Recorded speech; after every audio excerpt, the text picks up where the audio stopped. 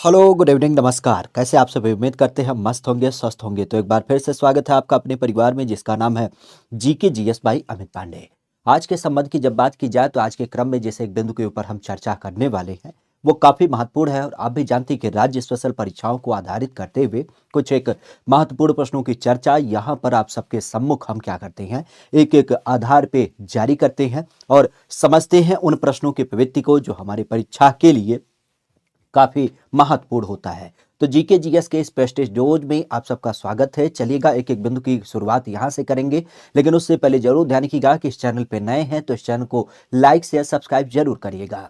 क्रम की अगर बात की जाए, अपनी श्रृंखला की शुरुआत की जाए तो एक एक बिंदुओं के साथ अपने इस क्लास की शुरुआत करते हैं कि सरस्वती महाभागे विद्या कमल लोचने विद्या रूपी विशालाक्षी विद्या देही नमोस्तुते। माँ वाग्देवी का सानिध्य इस तरीके से प्राप्त हो ताकि नित्य नई ऊंचाइयों को आप लोग अचीव करें, यही संकल्पना सदैव से हमारी आपके प्रति होती है और इसी संकल्पना के साथ हम आगे भी बढ़ते हैं। तो चलिएगा आज के बिंदु में सबसे पहले प्रश्न की बात करें। कहा जा रहा है कि निम्नलिखित में से चालकोलिथिक युग भी कहा जाता है। बताइएगा इसका सही जवाब क्या होगा कि हमारे यहाँ पर चारकोलिथिक युग की जब बात की जाए तो यह प्रमुख रूप से किसे माना जाता है? क्या पुरापाषाण के युग को कहते हैं, नवपाषाण युग को कहते हैं, ताम्रपाषाण युग को, या फिर हमारे यहाँ पर लौह युग को क्या नाम दिया जाता है, इसके रूप में जाना जाता है? क्या कहा जा रहा है? खास करके चालकोलिथिक युग के रूप में नाम दिया जाता है। चालकोलिथिक युग एक्चुअली जब भी आप इतिहास के बारे में पढ़ते हैं तो इतिहास को आप कुछ अलग अलग संदर्भों में अध्ययन करते हैं, लेकिन अध्ययन करने का जो मुख्य दृष्टिकोण होता है अगर उसकी बात की जाए तो उसमें आपने देखा भी होगा कि मुख्य रूप से हम लोग क्या करते हैं, सबसे पहले संदर्भ में प्राचीन इतिहास की बात करते हैं। प्राचीन के बाद आपने देखा होगा कि हम लोग मध्यकाल की बात करते हैं। मध्यकाल के बाद आपने देखा होगा कि हम लोग आधुनिक काल की बात करते हैं। यही तो हमारे इतिहास का पूरा पर्याय होता है। खास जब उत्तर वैदिक काल के बाद देखा जाए तो हमारे यहाँ पर प्राचीन काल जो आपके मुगल काल तक विद्यमान है और जहाँ पे आपने देखा कि औरंगजेब के शासन के बाद जब मुगल काल समाप्त होती है उससे और अंग्रेजी सत्ता अर्थात 1857 तक हमारा क्या होता है, इसका क्रम आपको दिख मिलता है। लेकिन 1921 के बाद की जब बात की जाए, जब हमारे यहाँ पर पुनर्जागरण का संदर्भ और उसी परिप्रेक्ष्य में आधुनिक काल आपके आजादी के परिप्रेक्ष्य, तो ये तीन काल आपको दिख मिलते हैं। लेकिन इन्हीं प्राचीन काल की जब बात की जाए, चूंकि आप भी जानते हैं यहाँ पर जो हमें साक्ष्य प्राप्त है वो साक्ष्य मुख्य रूप से लिखित नहीं है, तो लिखित ना होने की दशा में क्या होता है, यह मुख्य रूप से आप कह सकते हो कि कुछ अवशेषों के रूप में प्राप्त है। और इन्हीं अवशेषों की जब बात की जाए तो पहले संदर्भ में आपने सुना होगा कि हमारे यहाँ पर पत्थरों से संबंधित आपके अवशेष प्राप्त है, तो जिसे हम कई बार क्या बोलते हैं, पाषाण काल की संज्ञा देते हैं। तो पाषाण काल में भी आपको तीन चरण देख मिलता है, खास करके ऐसे पत्थर जहां पर हम बड़े बड़े पत्थरों का इस्तेमाल करते थे। तो इस परिपेक्ष को हम क्या कहते हैं, खास नाम देते हैं पुरापाषाण काल। और पुरापाषाण काल के बाद क्या होता है आपका, इसी संदर्भ में मध्यपाषाण काल आता है और मध्यपाषाण काल के बाद क्या आता है आपका नवपाषाण काल देखने को मिल जाता है। तो इस तरीके से जब हम पत्थरों का औजार इस तरीके से इस्तेमाल करते हैं तो पहले तो बड़े पत्थर इस्तेमाल किया, फिर हमने उसके छोटे टुकड़े को, और फिर हमने नुकीले पत्थरों के औजार क्या करने लगे, इस्तेमाल करने लगे। तो इसी विकास के चरण को हम इस परिप्रेक्ष्य देख पाते हैं। अब बिंदु की जब बात की जाए तो इसके बाद एक अगला चरण जो होता है जिसे हम क्या बोलते हैं, हमारे पत्थर के तो औजार थे ही थे, लेकिन हमने क्या किया, एक धातु को खोज लिया जिसको तांबा नाम देते हैं। तो उसे हम क्या नाम देते हैं, ताम्रपाषाण काल के रूप में जानते हैं। तो पाषाण काल के बाद का जो समय आता है उसे हम ताम्रपाषाण काल के रूप में जानते हैं, क्योंकि मनुष्य के द्वारा जो पहली धातु प्रयोग की गई थी अगर उसकी बात की जाए तो उसका नाम क्या आता है, उसका नाम आता है तांबा। ठीक है, तो तांबा की जब बात की जाए, तांबा खासा ध्यान रखिएगा, हमारे यहां पर पहली धातु जिसको क्या किया था, मनुष्य ने प्रयोग किया था। आज अगर इसी परिपेक्ष की बात की जाए तो चालकोलिथिक एज, चालकोलिथिक की जो संकल्पना होती है वह हमें प्रमुख रूप से दिख मिलती है किस परिपेक्ष में, इसी ताम्रपाषाण काल के रूप में। क्या बोलते हैं, ताम्रपाषाण काल की जब बात की जाए तो इसे हम क्या बोलते हैं, ताम्रपाषाण काल को ही हम लोग चालकोलिथिक युग के रूप में जानते हैं, क्योंकि इसमें क्या होने लगा, आप कह सकते हो कि तांबा और तांबे के साथ आपके पत्थर, ऐसे औजारों का क्या होता है, यहां पे आपके प्रयोग किए जाने लगे। खासा आप भी जानते हैं इसमें होता क्या था कि जैसे मुख्य जो नुकीला भाग होता था उसको हमने पत्थरों का रखा, लेकिन बाकी जो डंडी वगैरह की संकल्पना या बांधने वगैरह की संकल्पना या नुकीले धारदार की जब बात की जाए तो उन सबका संदर्भ हम देख पाते हैं, इसके परिपेक्ष आपको दिख मिलता है। तो चालकोलिथिक की जब बात की जाए तो यह हमारे यहाँ पर ताम्रपाषाण काल के रूप में जानी जाती है। क्लियर? आगे की बात करें, कहा जा रहा है कि निम्नलिखित में से किस एक राजा ने क्या किया था, पाटिल पुत्र को बसाया था। ठीक है। जैसा हम देख पा रहे हैं सुप्रिया भारद्वाज, सपना राव, भुल्लर साहब और अनमोल शर्मा, अहीर, कई सारे लोग आपके जुड़े हैं। बहुत अच्छी बात है, संकल्पनाओं में आप लोग जुड़ चुके हैं, अच्छा लगता है। अब एक काम जरूर करिएगा कि कम से कम इस सेशन को लाइक करते हुए अपने दोस्तों मित्रों के पास साझा करिएगा, और इस चैनल पे अगर पहली बार जुड़े हैं तो इस चैनल को भी क्या करिएगा, सब्सक्राइब कर लीजिएगा, ताकि आपके प्रैक्टिस के लिए जितनी भी आपकी क्लासेज ऑर्गेनाइज की जाती हैं वह इसी क्रम में यहाँ पे आपको प्राप्त हो जाए। चल, यहां पर अगर देखा जाए तो इसका नाम प्रमुख रूप से देखने को मिल जाता है। किस एक व्यक्ति ने क्या किया था, इसको बसाया था। किस एक व्यक्ति की जब बात की जाए तो इसने क्या किया था, प्रमुख रूप से इसको बसाया था। और इसकी जब बात की जाए तो इसका संबंध क्या होगा, तो पाटलिपुत्र नगर, पाटलिपुत्र नगर जिसको आज हम लोग क्या बोलते हैं, पटना के रूप में भी जानते हैं। ठीक है, पटना, पटना की जब बात की जाए तो आप भी जानते हैं ये कहां पे स्थित है, तो ये गंगा और जो सोन नदी है, ठीक है, गंगा और सोन नदी, उसी के परिप्रेक्ष्य में आपको देखने को मिल जाती है, उसी के लोकेशन में इसका नाम प्रमुख रूप से होता है। एक्चुअली पुराने समय की अगर बात की जाए तो आपने मगध जनपद के बारे में सुना होगा, और मगध, अगर हम महाजनपद की बात करें तो इसकी जो मुख्य राजधानी हुआ करती थी वह क्या थी, वह राजगृह के रूप में जाना जाती थी। राजगृह की जब बात की जाए तो राजगृह क्या होती है, मगध महाजनपद की राजधानी थी, लेकिन इसको क्या किया गया, राजगृह से परिवर्तित करते हुए आज का जो आप कह सकते हो पाटलिपुत्र, या जिसको हम पटना के रूप में जानते हैं, इसको बनाया गया। तो ये किसके द्वारा बनाया गया था, तो ये बनाया गया था उदयन के माध्यम से। उदयन कौन था, तो उदयन आप भी जानते हैं अजात शत्रु का, खास करके कह सकते हो कि यह इसका उत्तराधिकारी, अर्थात हम कह सकते हैं कि अजात शत्रु का यह एक तरीके से पुत्र। तो अजात शत्रु के पुत्र उदयन की जब बात की जाए तो उदयन ने क्या किया था, इस पाटलिपुत्र या फिर जिसको हम पटना शहर के रूप में जानते हैं, उसको क्या किया था, इसको डेवलप किया था गंगा और सोन नदी के परिप्रेक्ष्य में। तो मगध की राजधानी पहले राजगृह हुआ करती थी, लेकिन बाद में से पाटलिपुत्र किया जाता है किसके माध्यम से, उदयन के माध्यम से। ठीक है, तो इस चीज को ध्यान रखिएगा, इसी ने क्या किया था, इस पाटलिपुत्र शहर की स्थापना प्रमुख रूप से करी। आगे की बात करें, निम्नलिखित में से किस एक नगर में पहली बार बौद्ध सभा आयोजित करी गई, बौद्ध सभा, अगर इसकी बात की जाए तो इसका संबंध हमें बेसिक देखने को मिल जाता है। बौद्ध सभा पहली बार हमारे यहां पर आयोजित की जाती है, अगर इसकी बात की जाए तो इसका संबंध हम देख पाते हैं। ठीक है, और बार बार आपसे कहना है कि अगर इस चैनल पे जुड़े हैं तो इस चैनल को लाइक शेयर सब्सक्राइब जरूर करिएगा, और खास करके अपने दोस्तों मित्रों को भी जोड़ने का पूरा प्रयास करिएगा। ठीक है, चलिए बिंदु की अगर बात की जाए तो यहाँ पर किसकी बात चल रही है, बौद्ध संगति।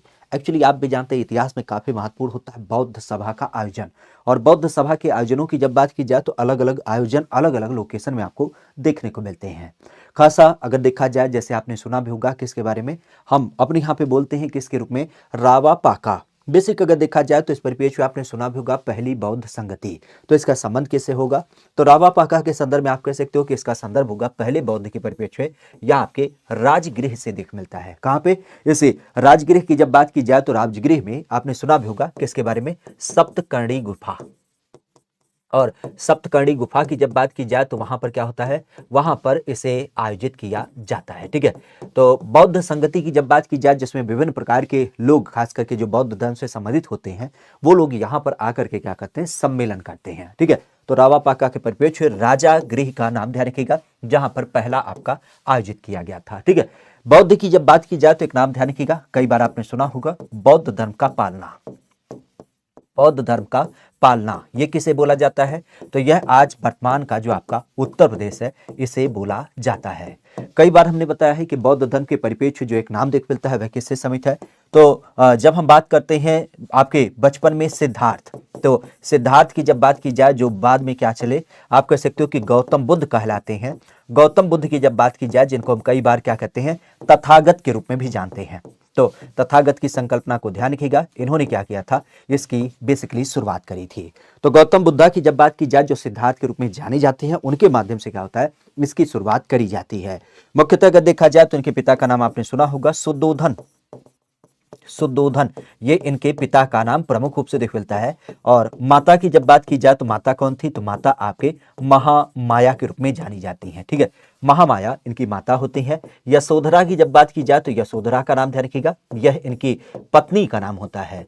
और यहीं पर नाम रखा जाए तो पुत्र के बारे में आपने सुना होगा, पुत्र की जब बात की जाए तो इनके पुत्र का नाम था राहुल, क्या नाम था, राहुल की जब बात की जाए तो राहुल इनके पुत्र का नाम देख मिलता है।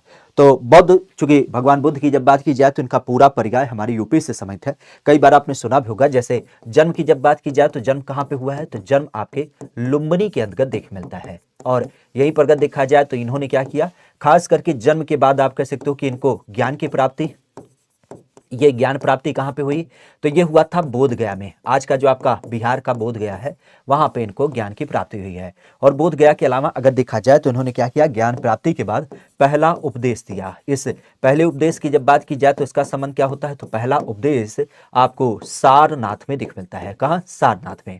सारनाथ के अलावा अगर देखा जाए तो इनकी फिर क्या हो जाती है, डेथ हो जाती है। मृत्यु की जब बात की जाए तो ये कहाँ पे होता है, तो ये आपके कुशीनगर में होता है।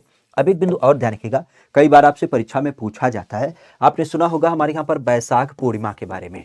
बैसाख पूर्णिमा, तो बैसाख पूर्णिमा किसे नाम देते हैं, तो बैसाख पूर्णिमा का नाम ध्यान रखिएगा। ये मुख्य महत्वपूर्ण क्यों है, क्योंकि इसकी जब बात की जाए तो इस दिवस में क्या हुआ है, गौतम बुद्धा की जब बात की जाए तो गौतम बुद्धा से संबंधित यह दिवस होता है।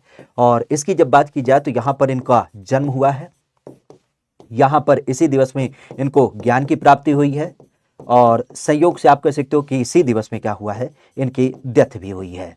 तो सीधी सी बात, जब किसी दिवस को हम यूनिक मानते हैं, अर्थात जैसे बच्चे का जन्म हुआ तो बर्थडे मनाया जाता है, जिस दिवस में किसी की डेथ होती है तो उसे हम शोक के रूप में आयोजित करते हैं। यहाँ पे तो गौतम बुद्ध के जीवन काल की सारी महत्वपूर्ण घटनाएं, इनका जन्म भी हुआ, इनके ज्ञान प्राप्ति, इनके डेथ की बात आती है। और ये सारे संदर्भ कब होते हैं, बैसाख पूर्णिमा। तो कई बार आपने सुना होगा कि बुद्ध परंपरा में खास करके इसको हम क्या बोलते हैं, बुद्ध पूर्णिमा का भी नाम दे देते हैं। ठीक है, क्योंकि भगवान बुद्ध से संबंधित ये दिवस होता है और इसे हम क्या नाम दे देते हैं, बुद्ध पूर्णिमा के रूप में भी नाम दे देते हैं। ठीक है, तो अलग अलग संदर्भों को लेकर के ध्यान रखिएगा। खास करके पहला बौद्ध सभा या आपके कहां पर राजगृह के अंतर्गत क्या किया गया था, आपका आयोजित किया गया था। ठीक है, अगर इसकी बात की जाए तो इसका नाम प्रमुख रूप से देख मिलता है कहां पर, सप्तकर्णी गुफा के अंतर्गत। ठीक है, सप्तकर्णी गुफा की जब बात की जाए तो इसका नाम ध्यान रखिएगा। अच्छा, बात आती है कौन ने इसे अध्यक्षता करते थे, तो महाकश्यप के बारे में आपने सुना होगा। महाकश्यप ने क्या किया था, यहां पर इसकी अध्यक्षता भी की थी। क्या किया था, महाकश्यप की जब बात की जाए तो यहां पर क्या होता है, इन्होंने इसकी अध्यक्षता की थी। और बौद्ध धर्म के परिप्रेक्ष्य आपने सुना होगा, उपदेशों को दो संग्रह में कलेक्ट किया गया था। एक नाम आपने सुना होगा विनय पिटक, और विनय पिटक के अलावा अगर देखा जाए तो एक नाम आपने सुना होगा सुक्त पिटक। ठीक है, तो सुक्त पिटक और विनय पिटक की जब बात की जाए तो इसमें क्या किया गया था, जो बौद्ध धर्म से संबंधित संकलाएं होती हैं, जो आपके उपदेश वगैरह होते हैं, उनको क्या किया गया था, कलेक्ट भी किया गया था, ये इसी के अंदर। ठीक है, आगे बढ़ते हैं। कहा जा रहा है कि मगध का कौन सा राजा, जो खास करके राजा सिकंदर महान के समकालीन आपको देख मिलता है, महापद्मनंद के रूप में, घनानंद के रूप में, शुकल्प के रूप में, या फिर आपके चंद्रगुप्त मौर्य के रूप में। क्या एक नाम होता है जब हम अपने यहाँ पे किसके बारे में देखते हैं, खास करके महापद्मनंद के रूप में। महापद्मनंद की जब बात की जाए तो इसके परिप्रेक्ष्य कौन से एक ऐसे व्यक्ति होते हैं जो खास करके क्या हो जाते हैं, आपके सिकंदर के क्या हो जाते हैं, समकालीन। राजा सिकंदर के समकालीन कौन थे, महापद्मनंद, घनानंद, शुकल्प या फिर चंद्रगुप्त मौर्य। कौन से व्यक्ति ऐसे थे जो इसके परिप्रेक्ष्य आपको देखने को मिल जाते हैं। राजा सिकंदर के परिप्रेक्ष्य कौन से व्यक्ति ऐसे थे जो इसके समकालीन माने जाते हैं। सिकंदर, सिकंदर महान तो आपने कई बार सुना होगा। बताया जाता है कि यह विश्व विजेता था। और विश्व विजेता क्यों माना जाता है, विश्व विजेता की जब बात की जाए तो विश्व विजेता इस कारण से इसे मानते हैं क्योंकि इसने दुनिया भर के अलग अलग प्रांतों को क्या किया था, जीता था। सिकंदर की जब बात की जाए तो सिकंदर का संदर्भ आपने सुना होगा कि यह हमारे भारत तक आया था। लेकिन भारत के परिप्रेक्ष्य की जब बात की जाए तो आपने सुना होगा कि जो पंजाब और हिमाचल प्रदेश का लोकेशन होता है, वहां पे एक नदी पड़ती है, ब्यास नदी। तो आप कह सकते हो कि ब्यास नदी तक ये क्या हुआ था, पहुंच गया था। लेकिन आगे आने पर, चूंकि ब्यास नदी बड़ी तेजी से निकलती है, मतलब एकदम बहुत तेज धार होती है, तो नदी को जो पार करने की संकल्पना थी, उस दशा में क्या था, इसके सैनिकों ने क्या किया, मना कर दिया। तो सैनिक की जब बात की जाए तो सैनिक मना कर देते हैं कि भैया हम उस पार नहीं जाएंगे, हमारे अंदर उतनी क्षमता नहीं है। और इसके बाद क्या होता है, ये यहां से वापस हो जाता है। लेकिन इसकी मुख्य अगर बात की जाए तो इसका एक डर और भी था। सैनिक ने मना क्यों किया, एक्चुअली हमारे समय में उस टाइम पे कौन था, घनानंद था। घनानंद की जब बात की जाए तो ये मगध का राजा प्रमुख रूप से आपको देख मिलता है। और इस मगध राजा की जब बात की जाए तो आप भी जानते हैं, इसके अंतर्गत बताया जाता है कि उस समय जब हम पूरे पृथ्वी की बात करते हैं और पूरे भारत की बात करते हैं तो जो 16 महाजनपद थे, उस 16 महाजनपदों में अगर किसी के पास सबसे बड़ी शक्ति थी, सबसे बड़ी शक्ति थी, खास करके किस मामले में, सैन्य शक्ति, तो वो आपके घनानंद के पास थी। आप इसको अंदाजा लगा सकते हैं कि इसके पास उस टाइम पे 60,000 हाथियों की टुकड़ी थी, हाथी का बल था। 60,000 हाथी के बल, मतलब आप कह सकते हो कि हाथी सवार आपको दिख मिलते हैं। अब आप समझिए कि जब किसी एक व्यक्ति के पास हाथी सवार की संख्या 60,000 है, तो घोड़ा वाले कितने होंगे? घोड़ा के अलावा जो पैदल वाले होंगे, जो तोप चलाने वाले होंगे, उनकी संख्या कितनी होगी? क्योंकि आप भी जानते हैं कि एक हाथी अगर चलती है ना, तो उसके पास 8-10 घोड़े तो रहते ही होते होंगे, खास करके आपके कम से कम 50-100 सैनिक तो रहते ही होंगे। तो जिसके पास एक अकेला व्यक्ति जिसके पास 60,000 से ज्यादा आपके हाथियों की टुकड़ी रहती है, हाथी सवार रहते हैं, उसके पास और चीजें कितनी रहती होंगी? तो इसके सैन्य बल को ही ले करके लोग क्या करते थे, पहले से एजम्पशन लगा लेते थे और डर जाते थे। तो घनानंद का नाम यहां पे दिख मिलता है। हालांकि एक व्यक्ति इनसे नहीं जड़ा था, ठीक है, वह एक शिक्षक था। खास अगर देखा जाए तो उसका नाम था चाणक्य। चाणक्य, या जिसको हम क्या बोलते हैं, कौटिल्य के रूप में जानते हैं, या जिनको हम कई बार हम लोग क्या कहते हैं, विष्णु गुप्त के रूप में भी जानते हैं। ये जब घनानंद के दरबार में आए थे तो घनानंद के इनका अपमान किया, और आप भी जानते हैं शिखा को खोल करके इन्होंने घनानंद को चैलेंज भी किया कि घनानंद तो शायद भूल रहा है कि शिक्षक वो एक संकल्पना होती है जिसके गोदी में प्रलय और निर्माण दोनों क्या करते हैं, क्रम से खेलते हैं। तो बिंदु की जब बात की जाए तो आप भी जानते हैं, क्योंकि इनके अपमान के परिप्रेक्ष्य आपने सुना होगा, इन्होंने एक पुस्तक भी लिखी है। क्या नाम है उस पुस्तक का? खास करके आपने सुना होगा। अगर उस पुस्तक की बात की जाए तो उसके बारे में आपने सुना होगा, अर्थशास्त्र। अर्थशास्त्र नाम के पुस्तक की जब बात की जाए, हमें नाम से लगता है कि ये अर्थशास्त्र है, लेकिन ध्यान रखिएगा ये अर्थ से कोई मतलब नहीं है, इसका पूरा पूरा संदर्भ है राजनीति। तो राजनीति के परिप्रेक्ष्य में चाणक्य का नाम पुनः देखने मिलता है। और इन्होंने क्या किया, एक विशेषतः अपने शिष्य जिसको हम नाम देते हैं चंद्रगुप्त, तो चंद्रगुप्त को अपने साथ रखा, और चंद्रगुप्त को साथ लेकर के इन्होंने क्या किया, यहां पर चढ़ाई कराई, और आप कह सकते हो कि यहां से मौर्य वंश की क्या हो जाती है, नींव रखी जाती है। तो मगध सत्ता की जब बात की जाए तो चाणक्य के सहयोग से चंद्रगुप्त मौर्य के द्वारा क्या होता है, मगध की सत्ता पर अपना नया शासन, एक नई संकल्पना मौर्य वंश की शुरुआत देखने को मिल जाती है। तो सिकंदर महान इन्हीं के संकल्प में आपको घनानंद का समकक्ष देखने को मिलता है। ठीक है, कहा जा रहा है कि मौर्य वंश के पश्चात किस एक वंश ने क्या किया, राज्य स्थापित किया। अभी हमने बताया कि घनानंद के बाद कौन आया था, घनानंद के बाद चंद्रगुप्त मौर्य आए, और जिसमें खास करके अगर देखा जाए तो चंद्रगुप्त मौर्य ने क्या किया, मौर्य वंश की स्थापना की।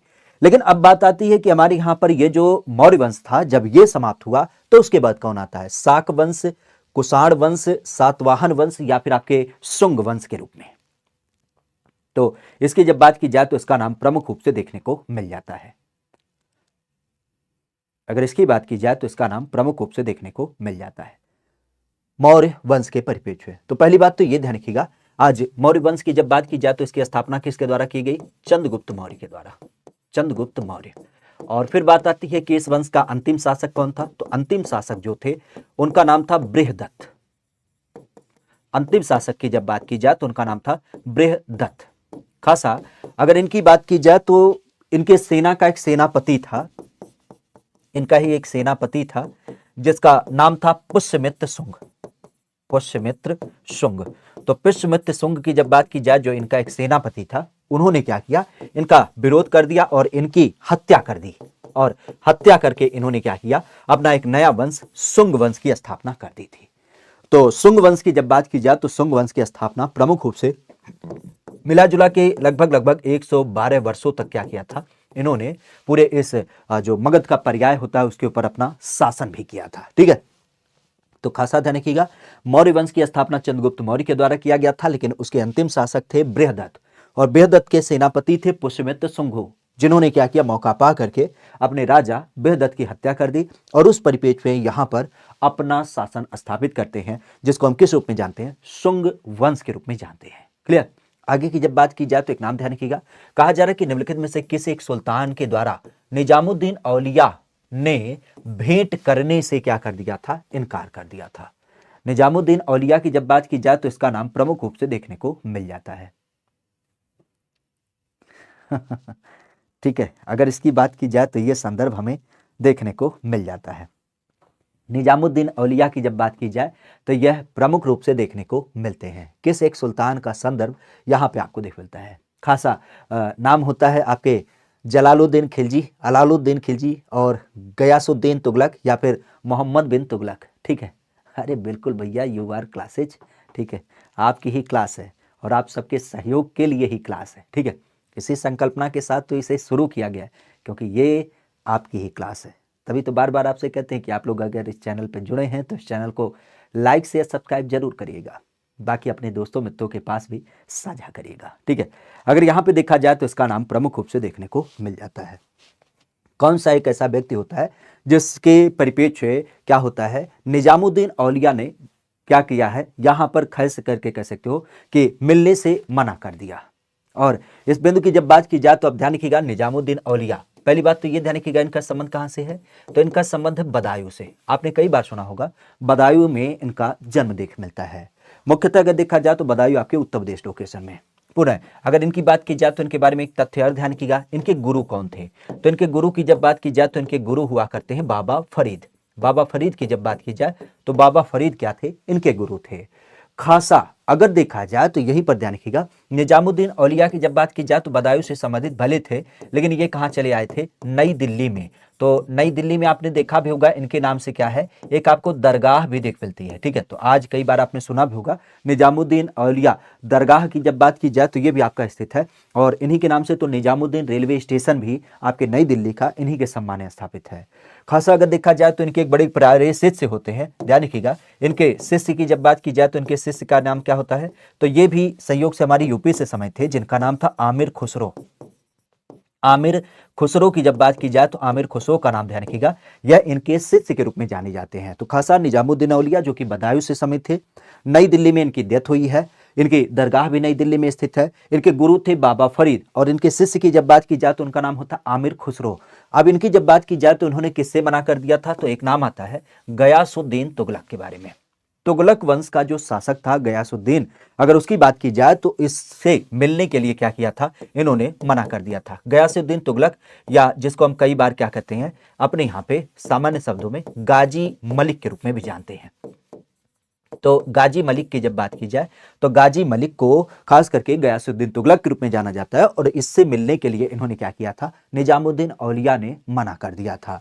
मुख्यतः तुगलक की बात आई तो एक सूत्र आप जरूर ध्यान रखिएगा, क्योंकि आपको कई बार हम बताते हैं कि सल्तनत काल के जो शासक होते हैं उन्हें कैसे याद करें। तो ध्यान रखिएगा, एक शब्द ध्यान रखिएगा कि गुलाब खिले, क्या करिएगा, गुलाब खिले तो सांस लो। ठीक है, गुलाब खिले तो सांस लो, इससे क्या हो जाता है, हमारे सल्तनत काल के जितने भी आपके राजाओं का क्रम है उनके बारे में हमें जानकारी पता चलती है, उनके वंश के बारे में जानकारी पता चलती है।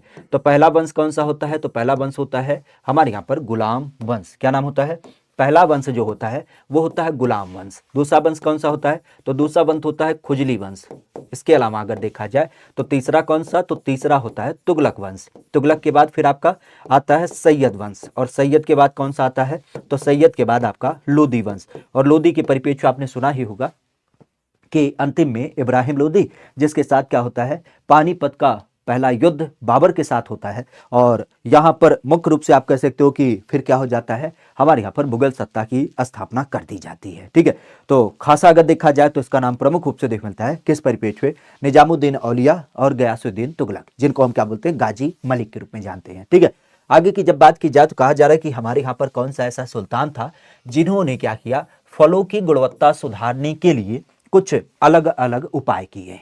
फलों की गुणवत्ता सुधारने के लिए कुछ अलग अलग उपाय किए। अगर उनकी बात की जाए तो उनका नाम प्रमुख रूप से देखने को मिल जाता है।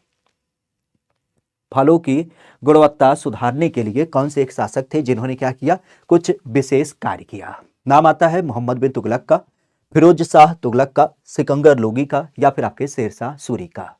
अब इनकी जब बात की जाए तो इनका नाम प्रमुख रूप से दिख मिलता है। और आपसे बार बार कहना होगा कि अगर आप लोग चैनल पर नए हैं तो इस चैनल को भी लाइक शेयर सब्सक्राइब जरूर करिएगा। आपकी सफलता के लिए ही, आपके पर्याय के लिए, जो आपके यूपी पुलिस का एक आधार है, उसमें जीके जीएस के डर को समाप्त करने के लिए ही ये शुद्ध रूप से तैयार आपकी क्या होती है, कह सकते हो कि जो जीके जीएस की क्लास होती है वो आपको देख मिलती है खास रोज शाम 5 बजे, और रोज रात 9 बजे आपको यूपी जीके का भी एक विशेष क्लास देख मिलता है, जिसके माध्यम से आप अपना तैयारी को क्या करते हैं, बेहतर करने का प्रयास करते हैं।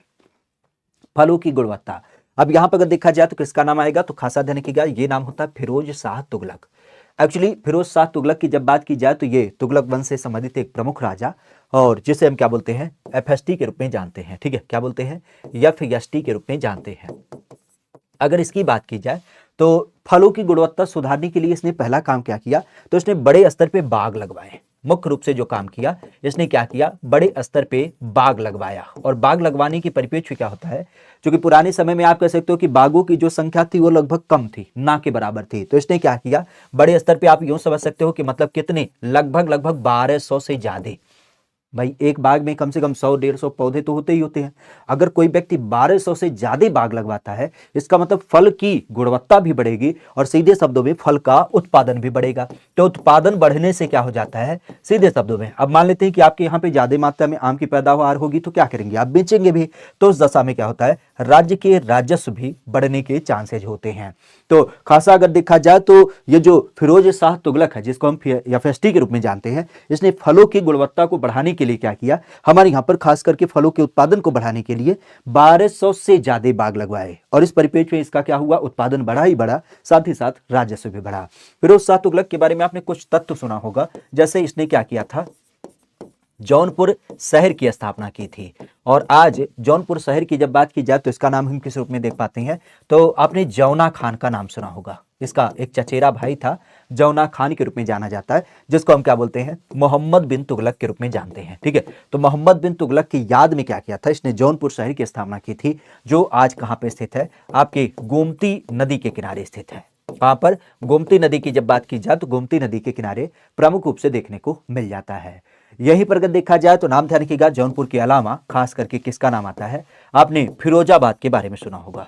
तो फिरोजाबाद की जब बात की जाए तो फिरोजाबाद की भी स्थापना इसके द्वारा कराई गई थी, जिसे आज कुछ संदर्भों में क्या कहा जाता है, चंदनगर नाम दिया जा रहा है, ठीक है। बाकी अगर इसकी बात की जाए तो इसके माध्यम से आपने पंजाब में एक लोकेशन सुना होगा फिरोज कोट के रूप में, तो फिरोज कोट की जब बात की जाए तो यह भी इसके द्वारा स्थापित एक शहर के रूप में जाना जाता है। हमारे भारत के परिवेश की जब बात की जाए तो भारत के अलग अलग लोकेशन में कई सारे शहरों की स्थापना इसके द्वारा अलग अलग संदर्भों में कराई गई है, ठीक है। आगे की जब बात की जाए तो किसी एक सुल्तान के द्वारा एक नगर बसाया गया, जहां पर आज आपको आगरा देख मिलता है, मोहम्मद बिन तुगलक के द्वारा, फिरोज शाह तुगलक के द्वारा, बहलोल लोदी के द्वारा, सिकंदर लोदी के द्वारा। भक्ति स्टेटस यूपी जीके में कौन कौन सा टॉपिक इंपॉर्टेंट है यूपीपी के लिए, है यार, ये तो बड़ा टफ क्वेश्चन है। सीधी सी बात, कोई व्यक्ति कैसे बता सकता है कि कोई टॉपिक इंपॉर्टेंट है। मान लो हमने कहा कि यूपी के नित्य त्योहार मेले ये आपके लिए महत्वपूर्ण है, लेकिन अगर क्वेश्चन आपके पेपर में उससे संबंधित ही ना आए और कृषि से संबंधित आ गया क्वेश्चन, तो फिर हम क्या ही कहें, ठीक है। तो इस पे तो हम संदेह रखेंगे, क्योंकि एक टीचर के नज़रिए से तो भाई लगभग जितने भी चैप्टर होते हैं, चाहे वो पहला चैप्टर हो चाहे आखिरी चैप्टर हो, लगभग सभी महत्वपूर्ण होते हैं। हाँ, इतना जरूर हमने आपके हित के लिए कर दिया है कि देखिए जो चीज़ें हमें महत्वपूर्ण लगती है ना, उसको हमने क्या किया, आप सर्च करिएगा GK GS by Amit Pandey, तो तत्कालिक रूप से क्या होगा, आपको ये चैनल मिल जाएगा। और इस चैनल पे हम क्या करते हैं, आप भी जानते हैं कि आपके टॉपिक को कवर कराने की कोशिश करते हैं। अब आप देख सकते हैं कि जैसे यूपी के प्रमुख मंडल संभाग, यूपी की 17वीं वन रिपोर्ट, यूपी के प्रमुख रामसर स्थल, यूपी के प्रमुख यूनेस्को साइट, यूपी में कौन कौन से लोग कौन कौन हैं, प्रमुख नियुक्तियां, यूपी के प्रमुख महोत्सव त्योहार, यूपी में प्रमुख मेले, यूपी के प्रमुख वन्यजीव विहार, पीछे हमने यूपी के पक्षी विहार। तो जितना भी हमें ये जो छोटे छोटे टॉपिक जिनसे घूम फिर के आपके कई सारे प्रश्न आते रहते हैं, अब उनको हमने छोटे छोटे वीडियो के माध्यम से आपको देना चालू कर दिया है। तो अगर आपको लगता है कि ये बिंदु आपके लिए महत्वपूर्ण है, तो आप इस पे थोड़ा सा टेस्ट कर सकते हैं, इसे देख करके अपनी तैयारी को आधार दे सकते हैं, ठीक है। बाकी तो आप चैनल जरूर सब्सक्राइब कर लीजिए, क्योंकि आपकी लाइव क्लासेज वगैरह के माध्यम से बहुत सारी चीज़ें एक क्रम में क्या होती हैं, यहाँ पे आपको प्राप्त होती ही रहती हैं, ठीक है। थ्योरी की क्लास करा दें, अरे गुरु करा रखे हैं, ठीक है, परेशान मत होइए। 1-2.5 घंटे की क्लास हुई है, फिर 1-2 घंटे की हुई है, ये जो है ये भी थ्योरी के छोटे छोटे टॉपिक हैं, ठीक है। तो अच्छी बात है, आप अगर जो लगे हुए हैं तो बिल्कुल जितना आप लगे हैं ना, उससे ज़्यादा हम लगे हुए हैं, ठीक है। तो परेशान मत होइए। यहाँ पर हम किसकी बात कर रहे हैं, कौन से एक सुल्तान ने क्या किया था, एक नगर बसाया जहाँ पर आज आपको आगरा देखने को मिलता है। अब आगरा की जब बात की जाए तो आगरा की संकल्पना किससे समित होगी? तो आपने कई बार सुना होगा, एक नाम था जिसका नाम था सिकंदर लोदी। ठीक है, सिकंदर लोदी की जब बात की जाए तो उसने किसका नाम देखा होगा? तो नाम ध्यान रखिएगा हमारे यहाँ पर खास 1504 में, 1504 ईस्वी। आज 1504 ईस्वी की जब बात की जाए तो इसका संबंध किससे होता है? तो आप भी जानते हैं ये लोदी वंश का शासक है। किससे? लोदी वंश की जब बात की जाए तो लोदी वंश का ये प्रमुख शासक देख मिलता है। और इसकी जब बात की जाए तो इसके संदर्भ का क्या नाम होता है? तो इसने मुख्य रूप से क्या किया, इसने लोदी वंश के प्रमुख शासक के रूप में 1504 में सिकंदर लोदी ने क्या किया, आपके आगरा शहर की स्थापना करी। और आगरा शहर के परिप्रेक्ष्य आप भी जानते हैं इसका संबंध क्या होता है? तो यह यमुना नदी के किनारे होता है। कहाँ? यमुना नदी की जब बात की जाए तो यमुना नदी के किनारे इसका नाम प्रमुख रूप से दिख मिलता है। अब एक चीज ध्यान रखिएगा कि 1504 में इसने स्थापना किया, तो एक नाम और ध्यान रखिएगा 1506 का, 1506 ईस्वी यहां पर इसने क्या किया, तो यहां पर खासा ध्यान रखिएगा, इसने इसको अपनी राजधानी के रूप में डेवलप किया। तो आज अगर हम राजधानी की बात करें तो राजधानी कब डेवलप किया? तो 1506 में इसको राजधानी डेवलप किया। हालांकि सिकंदर लोदी के बाद आपने सुना होगा यहां पर इस वंश में क्या होता है, एक शासक आता है इब्राहिम लोदी। लेकिन इब्राहिम लोदी की जब बात की जाए तो इसका संदर्भ ध्यान रखिएगा 1526 में, क्योंकि 1526 ईस्वी में क्या होता है, खास करके पानीपत का युद्ध होता है। पानीपत का युद्ध होता है और इस पानीपत के युद्ध के कारण ही आपने सुना होगा कि 1526 में इब्राहिम लोदी क्या हो जाता है, हार जाता है। और पानीपत के युद्ध की जब बात की जाए तो ये किसके माध्यम से होती है? बाबर के माध्यम से। तो बाबर क्या होता है, बाबर यहां पर जीत जाता है और इस परिप्रेक्ष्य में क्या होता है, यहां पर मुगल सत्ता की स्थापना हो जाती है। तो मुगल सत्ता की जब बात की जाए तो मुगल सत्ता की स्थापना यहां पर क्या हो जाती है, प्रमुख रूप से आपको मिलती है। तो इस क्रम में ध्यान रखिएगा कि इब्राहिम लोदी ने 1526 में पानीपत का युद्ध लड़ा और इस युद्ध के बाद क्या होती है, इसकी हार हो जाती है, जहां पर बाबर क्या होता है, जीत जाता है। और यहां से जो सल्तनत काल है वो समाप्त होकर के अब हमारे यहां पर मुगल सत्ता की स्थापना हो जाती है। ठीक है, निम्नलिखित में से पहले कर्नाटक युद्ध की जब बात की जाए तो यहां पर कौन सा तात्कालिक कारण होता है जो इस युद्ध के परिप्रेक्ष्य आपको दिख मिलता है? ये नाम संबंधित होता है अंग्रेजी और फ्रांसीसियों के बीच में प्रतिद्वंदिता, ऑस्ट्रिया की राजगद्दी की जंग, कर्नाटक की राजगद्दी की जंग, या फिर अंग्रेजों के द्वारा फ्रांसीसी जहाज का अभिग्रहण। अगर इसकी बात की जाए तो ये नाम प्रमुख रूप से। अच्छा, कपिल राधे कह रहे हैं कि सर आपकी क्लास की बहुत ज़रूरत थी, कल कई दिनों से आपकी क्लास को ढूंढ रहे थे, ठंड लग गई थी। अच्छा, ढूंढ रहे थे, अब जाके मिली आपकी क्लास। क्लास शुरू करने के लिए आपका बहुत बहुत धन्यवाद। अच्छा, चलो अच्छी बात है, आपकी क्लास बहुत दिन से होती है, बस अच्छी बात है कि देर आए दुरुस्त आए। अब आ गए हो तो इस क्लास को खास करके शेयर करते हुए अपने दोस्तों मित्रों के पास क्या करना, साझा कर देना। ठीक है, तो बाकी चीज़ों के लिए आप भी जानते हैं कोई संदेह नहीं होना चाहिए। ठीक है,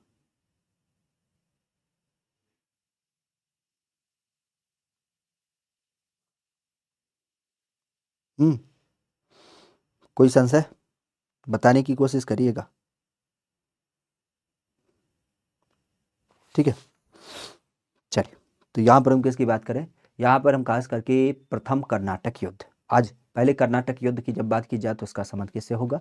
तो पहले कर्नाटक युद्ध की जब बात की जाए तो सीधे शब्दों में आपने देखा होगा कि अंग्रेजों के द्वारा क्या किया गया था। सीधे शब्दों में आप कह सकते हो कि अंग्रेजों की जब बात की जाए तो अंग्रेजों के द्वारा जो एक कह सकते हो कि फ्रांसीसी जहाज थी उसका अधिग्रहण कर दिया गया था।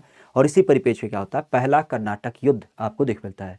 लेकिन ये तात्कालिक कारण नहीं था, तात्कालिक कारण जो था वो थी ऑस्ट्रेलिया की राजगद्दी की जंग। और इसी परिप्रेक्ष्य में क्या होता है, इसी परिप्रेक्ष्य अंग्रेजों के द्वारा क्या किया जाता है, आपके फ्रांसीसी जहाज का अधिग्रहण कर लिया जाता है। और इसके लिए क्या होता है, एक बड़े स्तर का युद्ध होता है। और इस युद्ध की जब बात की जाए तो इस युद्ध के बारे में आपने सुना भी होगा, एक संधि भी हुई थी, एक्स सा प्ला की संधि।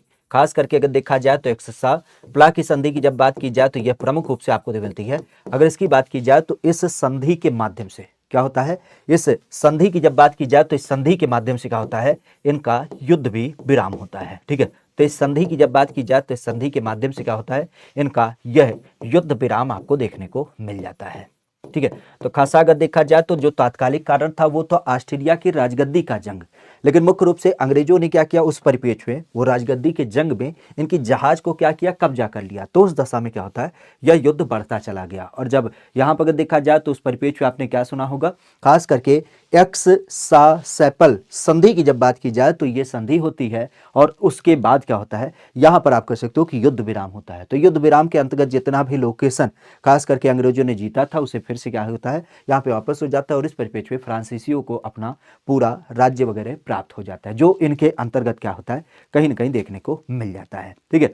तो फ्रांसीसी जहाजों की जब बात की जाए तो इसका नाम प्रमुख रूप से देखने को मिल जाता है। ठीक है। और इसके अंतर्गत क्या हो जाता है, खास करके जो फ्रांस की सेना जिसने क्या किया था, मद्रास वगैरह का एक तरीके से अधिग्रहण किया था, उसको फिर से क्या होता है, वापस अंग्रेजों को दे देते हैं। ठीक है। तो मद्रास वगैरह की जब बात की जाए तो मद्रास क्या हो जाता है, आपके अंग्रेजों को मिल जाता है, मद्रास अंग्रेजों को मिल जाता है। और जितनी लोकेशन को अंग्रेजों ने क्या किया था, खास करके आप कह सकते हो कि अंग्रेजों ने फ्रांसीसी लोकेशन को कब्जे में किया था। जैसे अमेरिका की बात करें तो अमेरिका में जो आपके क्या किया गया था, अंग्रेजों ने जितने भी लोकेशन को फ्रांसीसियों को कह सकते हो कि फ्रांसीसियों से लिया था, तो इस फ्रांसीसियों को क्या करते हैं, इस लोकेशन को बदले में दे देते हैं। ठीक है। क्योंकि संधि होती है तो संधि के माध्यम से यही कहा जाता है कि जो लोकेशन हमारा है उस लोकेशन को आप हमें दीजिए, तो हम आपका लोकेशन क्या करेंगे, आपको दे देंगे। तो उस परिप्रेक्ष्य में अमेरिका में फ्रांसीसियों को अपना लोकेशन मिल जाता है, और मद्रास जो अंग्रेजों का था उसे क्या क्या होता है, यहाँ पे दे दिया जाता है। तो ऑस्ट्रिया की जो राजगद्दी की जंग होती है वह इसका तात्कालिक कारण था। किस एक मुगल बादशाह को वजीर गजीउद्दीन ने दिल्ली में दाखिल नहीं होने दिया था।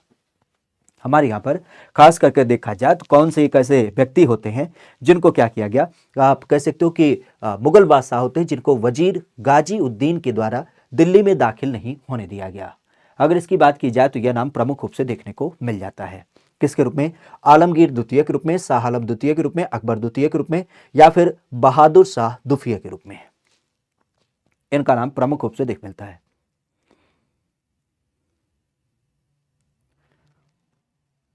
क्लियर। अगर इसकी बात की जाए तो इसका नाम प्रमुख रूप से देखने को मिल जाता है। खास करके अगर देखा जाए तो इसका नाम प्रमुख रूप से देखने को मिलता है कि एक वजीर थे जिनका नाम था गाजीउद्दीन। इनकी जब बात की जाए तो इनको दिल्ली में दाखिल नहीं होने दिया गया। तो कौन से एक राजा होते हैं, कौन से एक ऐसे व्यक्ति होते हैं जिन्होंने क्या किया, इनको घुसने नहीं दिया। सूरज यादव, डेट ऑफ गलत हो गया है, तो अब इससे बड़ी गलती कोई हो सकती है, वो देख लो एक बार। वो सुधार करने में क्या है, सुधार करने में शायद कुछ ही चीज़ है।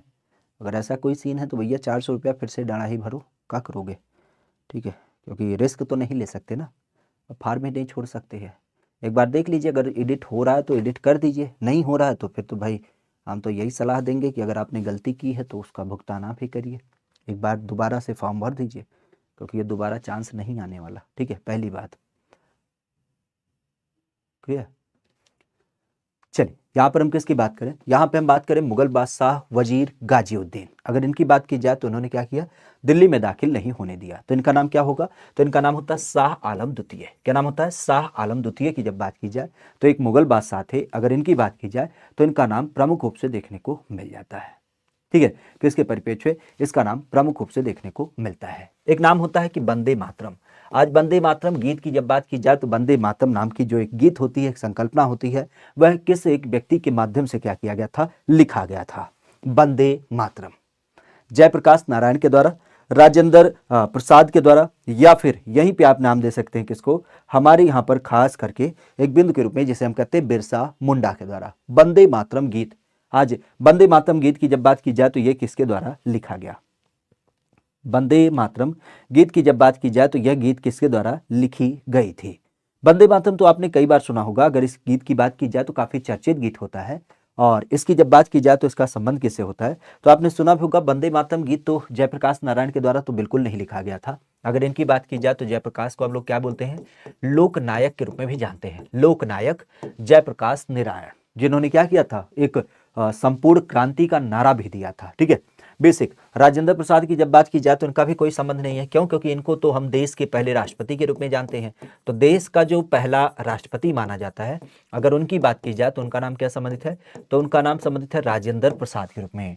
बिरसा मुंडा की जब बात की जाए तो इनको हम किस रूप में जानते हैं, तो बिरसा मुंडा को हम लोग आपके जनजातियों की जब बात की जाए तो ये जनजाति के भगवान माने जाते हैं। और जनजातियों के भगवान के परिप्रेक्ष्य इनकी तिथि ध्यान रखिएगा, खास आपने सुना होगा 15 नवंबर, ये क्या होती है, तो ये हमारे यहाँ पर जनजातियों का ही गौरव दिवस के रूप में आयोजित होता है। तो जनजाति गौरव दिवस की जब बात की जाए तो इसका नाम ध्यान रखिएगा, यह आपको देख मिलता है 15 नवंबर को। तो अब बचा कौन, बचा यहाँ पे आपका डी ऑप्शन, अर्थात इनमें से कोई नहीं।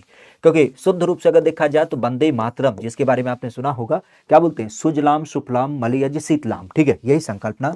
तो अगर हम बात करें सुजलाम सुफलाम के बारे में, तो यह किसके द्वारा लिखा गया है, तो यह प्रमुख रूप से आपका लिखा गया है, हमारे यहाँ पर एक व्यक्ति आपने सुना होगा, बंकिम चंद्र चटर्जी, बंकिम चंद्र चटर्जी। तो बंकिम चंद्र चटर्जी की जब बात की जाए तो उनके माध्यम से क्या है, यह सुजलाम सुफलाम आपका लिखा गया है, ठीक है। तो ये हमारे देश का क्या हो जाता है, खास करके राष्ट्रगीत नहीं, क्या हो जाती है, आप कह सकते हो कि ये क्या हो जाती है, राष्ट्रगीत नहीं होता है, वंदे मातरम को क्या बोलते हैं, राष्ट्रगीत ही बोलते हैं, हाँ बिल्कुल, राष्ट्रगीत के रूप में जाना जाता है, क्योंकि राष्ट्रगान तो आपका वो है वंदे मातरम, ठीक है। अगर हम अपने यहाँ पे बात करें राष्ट्रगीत और राष्ट्रगान की जब बात की जाए तो राष्ट्रगान कौन होता है, राष्ट्रगान आपने सुना होगा हमारे यहाँ पर जनगण मन। राष्ट्रगान की जब बात की जाए तो वह क्या होता है, जनगण मन। जनगण मन की जब बात की जाए तो इसे किसके द्वारा लिखा गया है, ये रविंद्रनाथ टैगोर के द्वारा। रविंद्रनाथ टैगोर की जब बात की जाए तो उनके द्वारा राष्ट्रगान लिखा गया है, ठीक है। तो रविंद्रनाथ टैगोर की जब बात की जाए तो उनके माध्यम से राष्ट्रगान लिखा गया। और राष्ट्रगीत की जब बात की जाए तो ये सुजलाम सुफलाम के परिप्रेक्ष्य आप कह सकते हो बंकिम चंद्र चटर्जी के द्वारा क्या किया गया, इसको लिखा गया है, ठीक है। परिप्रेक्ष्य आपने सुना होगा, इन्होंने वैसे नहीं लिखा है, इनकी एक रचना होती है जिसको हम क्या नाम देते हैं, आनंद मठ, आनंद मठ। तो आनंद मठ के अंतर्गत आपने सुना होगा एक घटना के बारे में इन्होंने दर्शाया है, और जिसे हम क्या बोलते हैं, खास करके नील विद्रोह के रूप में, तो वहां पे क्या किया गया, इसको लिखा गया है। वैसे अगर देखा जाए तो एक नाम ध्यान रखिएगा, 1896 की जब बात की जाए तो कांग्रेस ने क्या किया था, कलकत्ता अधिवेशन में इसको पहली बार गाया था, ठीक है, कलकत्ता अधिवेशन में इसको पहली बार गाया था। और हमारे संसद के द्वारा खासा आपने सुना होगा 24 जनवरी 1950 को क्या किया गया, इसको स्वीकार किया गया है, ठीक है। तो 24 जनवरी 1950 की जब बात की जाए तो उस टाइम पे क्या है, ये जो राष्ट्रगीत होती है उसे क्या किया गया, यहाँ पे आपका स्वीकार किया गया है, ठीक है।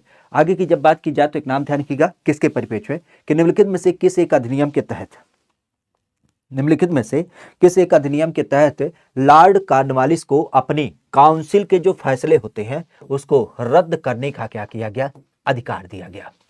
कॉर्नवालिस की जब बात की जाए तो कॉर्नवालिस को खास करके अपने फैसले रद्द करने का अधिकार दिया गया। ये 1773 का रेगुलेटिंग एक्ट, या फिर 1786 का एक्ट, या फिर यहीं पे आप नाम दे सकते हैं 1793 का चार्टर एक्ट, या फिर 1813 का आपका चार्टर एक्ट। बेसिक रूप से कॉर्नवालिस, कॉर्नवालिस के बारे में तो आप भी जानते हैं, ये एक अंग्रेज अधिकारी के रूप में हमारे यहाँ पर क्या करता है, शासन के परिप्रेक्ष्य आपको देख मिलता है। अगर इसकी बात की जाए तो काउंसिल के जितने भी आपके अधिकार होते हैं, जो फैसले होते हैं, उसको रद्द करने का अधिकार इसे दिया गया।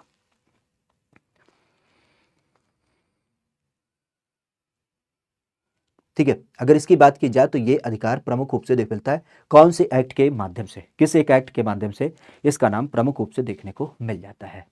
तो बेसिक अगर देखा जाए तो आपने कई बार सुना होगा 1786 का एक्ट, क्या बोलते हैं, 1786 का एक्ट, जिसके अंतर्गत क्या होता है, देश के परिप्रेक्ष्य आपने सुना होगा गवर्नर जनरल। तो गवर्नर जनरल की भी जो शक्ति होती है वह किसके पास आ जाती है, वह आपके इसी के पास आ जाती है। और इवन अगर इसी के अलावा देखा जाए तो यहीं पे आपने नाम सुना होगा किसके बारे में, खास करके मुख्य सेनापति। तो मुख्य सेनापति की जब बात की जाए तो मुख्य सेनापति की भी जो आप कह सकते हो कि एक संकल्पना होती है, जो एक आपका नाम होता है, अगर इसकी बात की जाए तो इसका नाम प्रमुख रूप से ध्यान रखिएगा। ठीक है, तो हमारे यहाँ पर देखा जाए तो हमारे यहाँ पर इसका नाम प्रमुख रूप से एक नाम आता है कि निम्नलिखित में से भारतीय नेता के द्वारा लंदन में पहले गोलमेज कॉन्फ्रेंस में क्या किया गया था, भाग लिया था। अर्थात हम कह सकते हैं, चूंकि आप भी जानते हैं कि लंदन की जब बात की जाए तो लंदन के अंतर्गत क्या होता है, अलग अलग आपके सम्मेलन वगैरह आयोजित किए जाते हैं। और इन्हीं सम्मेलन वगैरह की जब बात की जाए तो इन्हीं सम्मेलन वगैरह को आधारित करते हुए ध्यान रखिएगा, हमारे यहाँ पर क्या हो जाता है, हमारे यहाँ पर खास एक बिंदु देख मिलता है और उस बिंदु को हम किस रूप में जानते हैं, तो उस बिंदु को हम अपने यहाँ पे किस रूप में जानते हैं, तो हमारे यहाँ पर इसका नाम प्रमुख रूप से देखने को मिल जाता है। किस परिप्रेक्ष्य में? आज भारत की जब बात की जाए तो भारत के अलग अलग नेता जो अलग अलग बिंदुओं में क्या करते हैं, पार्टिसिपेट करते हैं। भारत के परिप्रेक्ष्य में अलग अलग नेता जो क्या करते हैं, इसमें आपके पार्टिसिपेट करते हैं। तो कहा जा रहा है कि एक व्यक्ति जिन्होंने क्या किया, लंदन के गोलमेज सम्मेलन में पार्टिसिपेट किया। क्योंकि आप भी जानते हैं कि हमारे यहाँ पर आज लंदन की जब बात की जाए तो लंदन में कई सारे सम्मेलन हुए थे, और इन्हीं सम्मेलनों की जब बात की जाए तो खासा ध्यान रखिएगा, यह गोलमेज सम्मेलन जो हुए थे वह कुल मिला के 3 हुए थे। खासा आप भी जानते हैं, पहला गोलमेज सम्मेलन, दूसरा गोलमेज सम्मेलन और तीसरा गोलमेज सम्मेलन। तो इन 3 सम्मेलनों की जब बात की जाए तो इस परिप्रेक्ष्य आपने सुना होगा दूसरा काफी महत्वपूर्ण था, क्योंकि इसमें महात्मा गांधी पार्टिसिपेट किए थे। तीनों में कौन पार्टिसिपेट किया था, तो तीनों में आपने डॉक्टर बाबा साहब अम्बेडकर का नाम सुना होगा। तो डॉक्टर बाबा साहब की जब बात की जाए तो ये इसमें पार्टिसिपेट किए थे। कुल मिला के ध्यान रखिएगा, पहला कब हुआ था, तो पहला आपके 1930 में हुआ था। दूसरा कब आयोजित हुआ था, तो ये आपके 1931 में हुआ था। तीसरा कब हुआ था, तो ये ध्यान रखिएगा, यह आपका जो आयोजित हुआ था वह 1932 में हुआ था। तो ये 3 सम्मेलन आपको प्रमुख रूप से देखने को मिल जाते हैं। अब यहाँ पे अगर देखा जाए तो यहाँ पर कौन सा व्यक्ति पार्टिसिपेट किया था पहले गोलमेज सम्मेलन में, तो पहले गोलमेज सम्मेलन में ध्यान रखिएगा मौलाना मोहम्मद अली। किसकी बात आती है, हमारे यहाँ पर खास करके मौलाना मोहम्मद अली की जब बात की जाए तो ये क्या हो जाते हैं, इसमें आपके पार्टिसिपेट करते हैं। ठीक है, बाकी नाम ध्यान रखिएगा, तीनों में कौन पार्टिसिपेट हुए थे, तो तीनों में बाबा साहब का नाम आता है।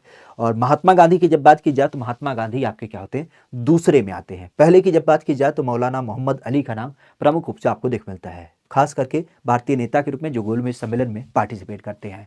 कहा जा रहा है कि व्यक्तिगत सत्याग्रह यह किसके द्वारा शुरू किया गया, हमारे यहाँ पर व्यक्तिगत सत्याग्रह, आज अगर इसकी बात की जाए तो यह प्रमुख रूप से हमारे यहाँ पर चालू किया गया। व्यक्तिगत सत्याग्रह बेसिक रूप से अगर देखा जाए तो यह किसके परिप्रेक्ष्य आपको देखने को मिल जाता है। व्यक्तिगत सत्याग्रह की जब बात की जाए तो यह किसके द्वारा आपका चालू किया गया था, व्यक्तिगत सत्याग्रह। व्यक्तिगत सत्याग्रह की जब बात की जाए तो यह नाम प्रमुख रूप से आपको देखने को मिल जाता है, व्यक्तिगत सत्याग्रह। बेसिक अगर देखा जाए तो इसका संबंध हमें प्रमुख रूप से देखने को मिलता है। कौन से एक ऐसे व्यक्ति होते हैं जिन्होंने क्या किया, व्यक्तिगत सत्याग्रह को चालू किया।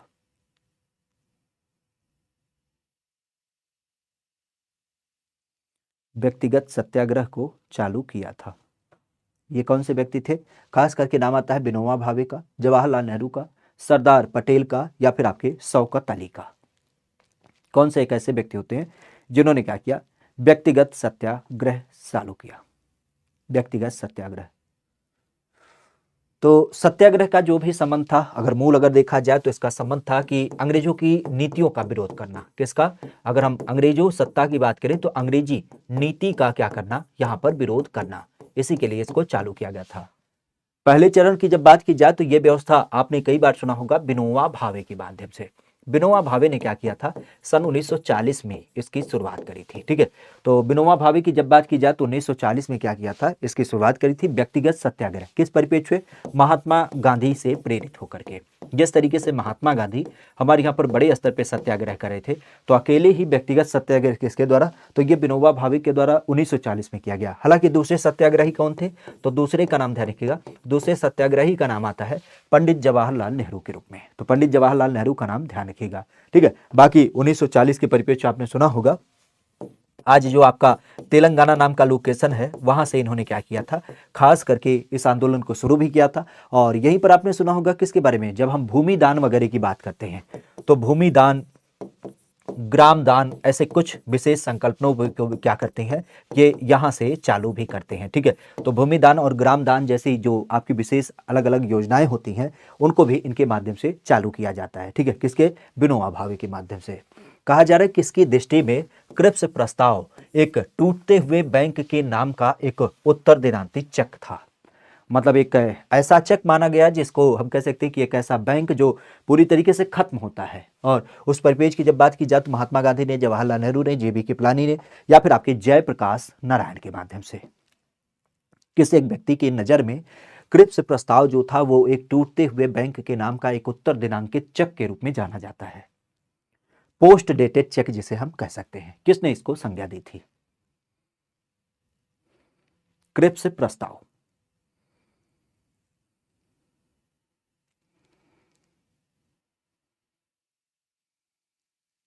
ठीक है, क्रिप्स प्रस्ताव। एक्चुअली क्रिप्स प्रस्ताव की जब बात की जाए तो ये 1942 में आया था, खासा आपने सुना भी होगा।